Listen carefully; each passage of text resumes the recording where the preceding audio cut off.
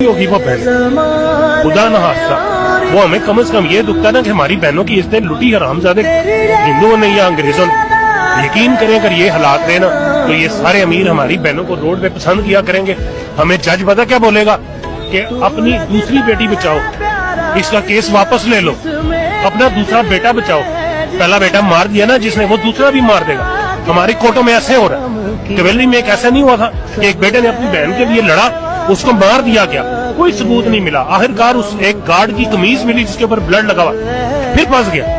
फिर उसकी माँ ने कहा था जज साहब को कि जज साहब मेरी बेटी जवान घर में बैठी हुई है, अगर मैंने यहाँ पे खड़ी ली ना वो उसको ले जाएंगे और वो मुझे कह रहे हैं कि तेरे घर से नंगी करके लेके जाएंगे अपने घर तक। वो माँ ने कहा था कि अगर मेरी बेटी की जमानत दे सकते हो ना और मेरी सारी उम्र की जमानत दे सकते हो तो मेरा केस आगे लेके चलो।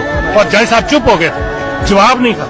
पाकिस्तान की सबसे बड़ी अदालत का जज एक औरत को जिसके साथ ये हुआ हो वो ताकत नहीं दे सकता, उसको हौसला नहीं दे सकता, उसकी हिफाजत नहीं करने का ऑर्डर दे सकता, तो हम कौन से इंसाफ में लेके बैठे हुए? हम इनके खिलाफ लड़ सकेंगे? ये हमजा शहबाज दूसरे तीसरे, हमें नहीं याद कि इस मुल्क में कैसे मुकाबले होते। मैं छोटा सा था, सुनते थे आबिद बॉक्सर और फलां फलां मुकाबला किया, बंदा गायब। आज वो नहीं है इस बंदे की वजह से। इसलिए थोड़ी कि हमारे पास टेक्नोलॉजी आ गई है, इसलिए थोड़ी कि हमारे पास आईफोन आ गया 2-2 लाख रुपए का, इसलिए कुछ नहीं हुआ। ये सारा कुछ वही है। सिर्फ इस बंदे ने इतनी समझ दे दी है कि जो गलत करेगा उसको बोलो, कम से कम बोलो।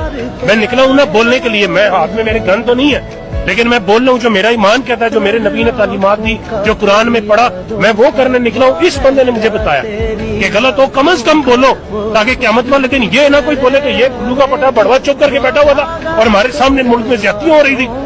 मैं तो कह सकूंगा ना, मेरी ये रिकॉर्डिंग आज भी आप दोगे, आप उस दिन भी गवाही दोगे कि मैंने इस बंदे को वहाँ पे देखा था और ये खड़ा था। इसीलिए कि आप सबको भी ये लगे कि ये गोलियां नहीं देने आया। ये भी तो हो सकता था कि मैं बड़े आराम से आता, आराम से बैठता, जिधर रश होता मैं थोड़ा सा दूर रहता और जाता, सेल्फी लेता और लगा देता जी मैं खड़ा।